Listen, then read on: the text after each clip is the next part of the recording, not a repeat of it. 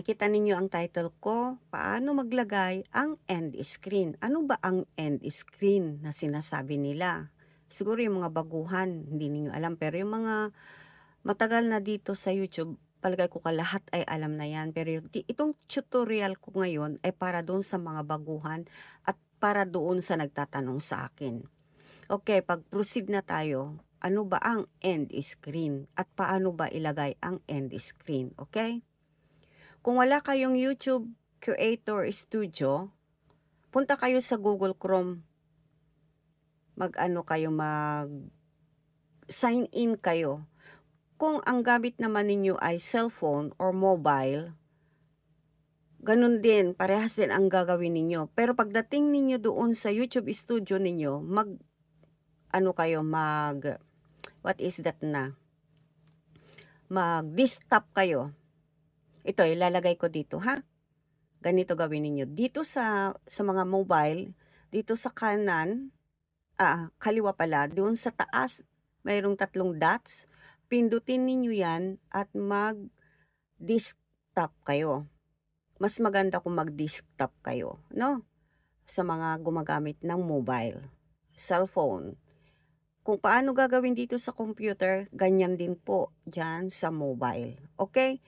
Panoorin na lang ninyo dito at sundan na lang nyo. The same ang procedure, computer at sa mobile. Kung paano ilagay, ano? Okay, here we go. Punta tayo sa Creator Studio ng YouTube. Ngayon, punta tayo dito sa ating content. Yan. Dito sa content, hanapin ninyo yung mga na-upload ninyo na hindi pa nakapublic. Yung unlisted. Halimbawa, kayo ay mag-premiere. Bago nyo i-post or i-public ang premiere ninyo, mas maganda kung lagyan na ninyo ng end screen. Pero kung yung mga nakapublic ninyong videos at gusto ninyong lagyan ng end screen, pwede rin naman. Pwede, pindutin lang natin yung mga dapat pindutin. Okay, hanapin natin yung video ko na naka-unlisted dito. Gawin natin example at malapit ko na rin i-post. Okay, hanapin natin siya. Ayan, yan na siya. Okay, yan, naka-unlisted siya. Naka-unlisted pen. Ready for premiere and also ready to post. Ang pindutin natin ay itong title. Title ang pindutin ninyo, no? Yung title pindutin ninyo, ha? Ngayon dito, sa baba, sa right side, mayroon kayo makikita na end screen. Pindutin po natin yan. Yan, lalabas ngayon yung video natin. Okay? Okay, ito ang mga ano ba to? Style. Halimbawa, gagaya nito. Kung mayroon kayong dalawang bagong latest videos, pwede nyong ilagay. Kung hindi naman, isang video na gusto nyong ilagay at saka yung subscriber na yung avatar ninyo. Dito naman isang subscriber, yung avatar ninyo at saka playlist. Dito naman dalawang videos.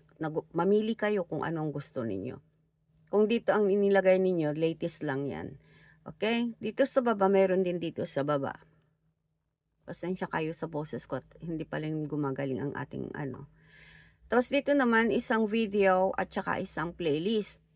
Ngayon dito naman ay isang video, isang playlist at saka yung avatar ninyo. Once subscribe, ang ibig sabihin niya yung avatar ninyo. Okay? Ako ito madalas kong gamitin, kaya itong gamitin natin, no? Okay, itong mga ito, pwede niyong ilipat-lipat kung saan, kung anong gusto, saan niyo gusto. Yan, ilipat-lipat na mga ito. Ito, mga ilipat-lipat yan. Dito, o dito, ganyan yan, o ano. Pero huwag magkadikit. Pag namula, ibig sabihin hindi pwede. Hindi pwede pag namula siya. Pati dun dito sa baba, namula. Hindi pwede. Kailangan mayroong distance, okay? Pero pwede niyong ilipat-lipat yan kung saan niyo gusto ilagay. Para alam niyo kung saan niyo ipoposition, set muna natin ang ating nandito sa baba na 3. Itong 3 na to, kung ganito lang na nakahaba, baka pag nailagay na ninyo, doon pa lang sa simula ng video ninyo, lumalabas na ito, hindi na napapanood yung video ninyo na maayos. Kaya ilagay natin sa dulo. Pindutin natin hanggang sa dulo ito. Yan, lagay natin sa dulo. Ito rin, dulo. Ito rin, dulo. Ngayon, para alam natin kung saan natin ipoposition yung mga gusto natin ilagay, itong pool na to, ilipat natin yung pool dito.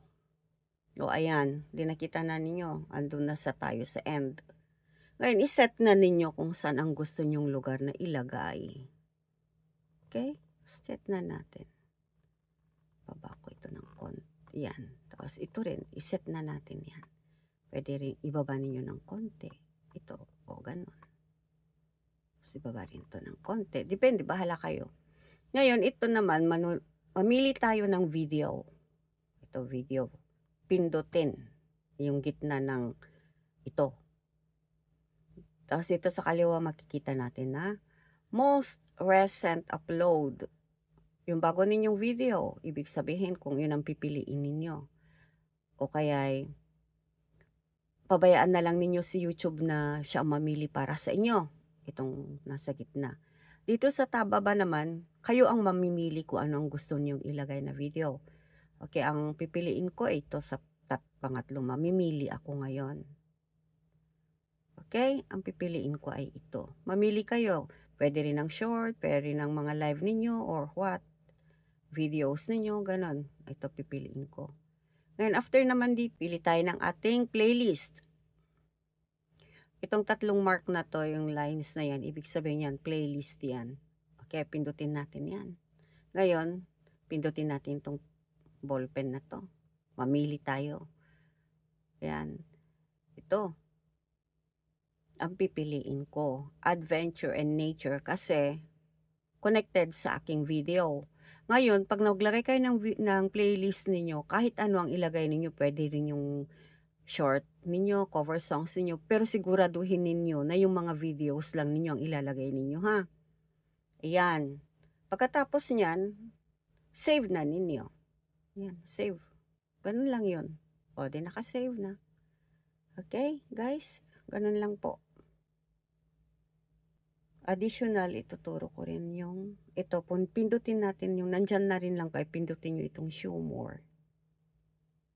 Show more, di ba? Tapos baba kayo ulit. Punta kayo sa baba. Yan. Dito,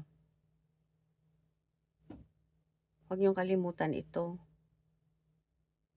Do any of the following describe your content? Makes a real person appear to say or do something they didn't say or do.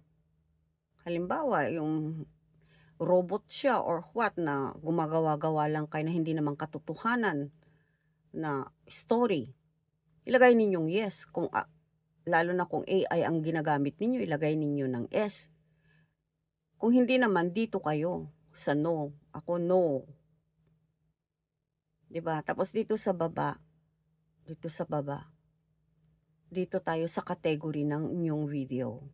Importante ito. Yan. Halimbawa kung ang inyong video ninyo ay entertainment, comedy, tungkol sa mga vehicles, kung tungkol sa game, or tungkol sa inyong pagluluto, o kaya paano kayo nag-makeup, ganon.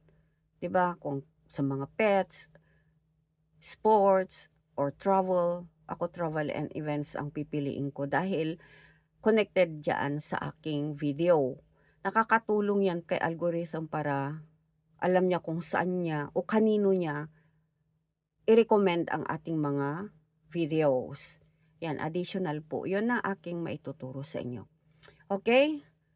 Thank you for watching. At kung ano pa ang alam ko na alam ninyo na pwede kong ituro sa inyo, magtanong lang kayo. Ako din marami pa akong hindi alam dito sa YouTube. Okay? Ito po ang tutorial. Again, sabihin ko ulit para doon sa mga bago. At yung mga nakakaalam na dyan, mag-share din kayo, no? Okay? Thank you so much. At ito po si Angela Tanser. Nagpapasalamat sa inyong panunood. And may God bless us all. Please subscribe, like, and share our video para malaman din yung mga hindi pa nakakaalam ng mga baguhan nating kaibigan. Okay? Thank you so much and bye-bye.